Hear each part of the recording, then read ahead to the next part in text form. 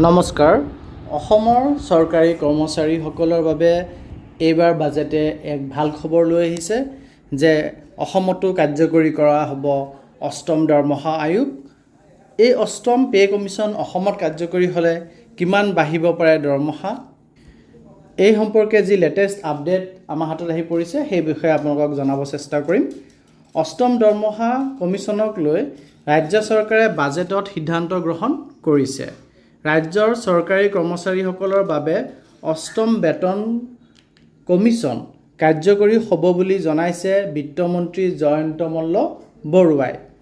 অষ্টম দৰমহা কমিশ্যন আহিলে কৰ্মচাৰীৰ ন্যূনতম দৰমহা কিমান হ'ব সেই প্ৰশ্নও বহুতৰে মনলৈ আহিছে। পূৰ্বে যদি 18,000 টকা দৰমহা আছিল তেন্তে অষ্টম দৰমহা কমিশ্যন কাৰ্যকৰী হোৱাৰ পাছত সেই কৰ্মচাৰীৰ দৰমহা 69,000 হ'বগৈ বুলি বহুতে মতামত প্ৰকাশ কৰিছে বা বহুতে এই সম্পৰ্কে আনিছে। সঁচাকৈয়ে 69,000 টকা হ'ব নেকি? এই সকলো কথা নিৰ্ভৰ কৰে ফিটমেণ্ট ফেক্টৰৰ ওপৰত, আৰু এই দৰমহা বৃদ্ধিৰ বিষয়টো সম্পূৰ্ণ নিৰ্ভৰ যিহেতু ফিটমেণ্ট ফেক্টৰৰ ওপৰত কৰে, আৰু ফিটমেণ্ট ফেক্টৰ হৈছে প্ৰকৃততে এটা নিৰ্দিষ্ট গুণক যাৰ ওপৰত ভিত্তি কৰি কৰ্মচাৰীসকলৰ মূল দৰমহা, পেঞ্চন আৰু অন্যান্য ভাত্তা বৃদ্ধি কৰা হয়।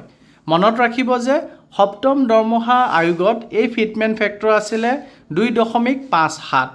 ইয়াৰ ওপৰত ভিত্তি কৰি পূৰ্বে ন্যূনতম মূল দৰমহা 7,000 টকাৰ পৰা বাঢ়ি 18,000 টকা হৈছিল। ফিটমেণ্ট ফেক্টৰে কেনেকৈ কাম কৰে? অষ্টম দৰমহা কমিশ্যনত ন্যূনতম দৰমহা 18,000 টকাৰ বহু পৰিমাণে বঢ়াবলৈ প্ৰস্তাৱ ৰাখিছে কৰ্মচাৰীসকলৰ বিভিন্ন ইউনিয়নসমূহে। কৰ্মী সংগঠনসমূহৰ দাবী অনুসৰি ফিটমেণ্ট ফেক্টৰ 3.83 হ'লে দৰমহা 18,000 টকা যাৰ ন্যূনতম দৰমহা বৰ্তমানে আছে সেয়া বাঢ়ি পেলাই 68,940 ৰুপিজ হ'বগৈ।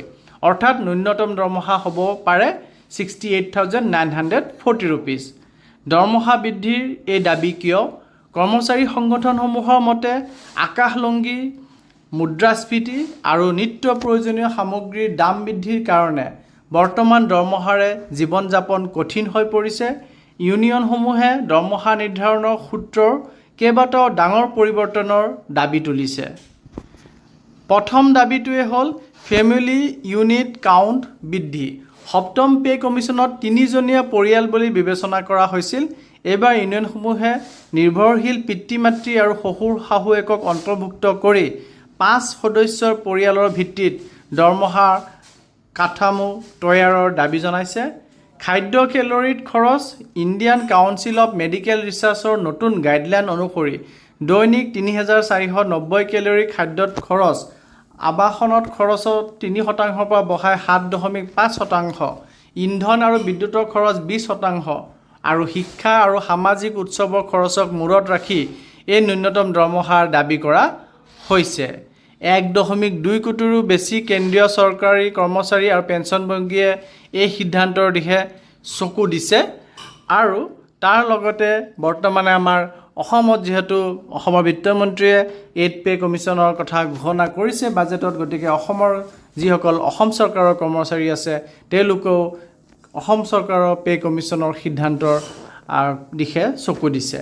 অৱশ্যে ন্যূনতম দৰমহা 69,000ৰ অংকটো কোনো অফিচিয়েল প্ৰস্তাৱ নহয়, এয়া কৰ্মচাৰী সংগঠনসমূহৰহে দাবী। টেক হোম চেলাৰী কিমান বাঢ়িব পাৰে? কেন্দ্ৰীয় চৰকাৰৰ কৰ্মীসকলৰ মতে চৰকাৰে চূড়ান্ত ফিটমেণ্ট ফেক্টৰ যিমানেই নকমাওক কিয় তথাপিও কৰ্মচাৰীসকলৰ হাতলৈ আহিব মোটা অংকৰ দৰমহা। কাৰণ মূল দৰমহাৰ সৈতে বাঢ়ি যোৱা ভাত্তা অৰ্থাৎ হাউচ ৰেণ্ট এলাউন্স আৰু DNS এলাউন্স আৰু TA অৰ্থাৎ যাতায়াত ভাত্তাৰ দৰে অন্যান্য সমস্ত উপাদানো বাঢ়ি যাব। অষ্টম দৰমহা কমিশ্যনৰ চূড়ান্ত ৰিপৰ্টৰ পাছতহে স্পষ্ট হ'ব যে সাধাৰণ কৰ্মচাৰীসকলৰ জেপলৈ কিমান টকা আহিব। গতিকে তেতিয়ালৈ আমি অপেক্ষা কৰিব লাগিব। ধন্যবাদ।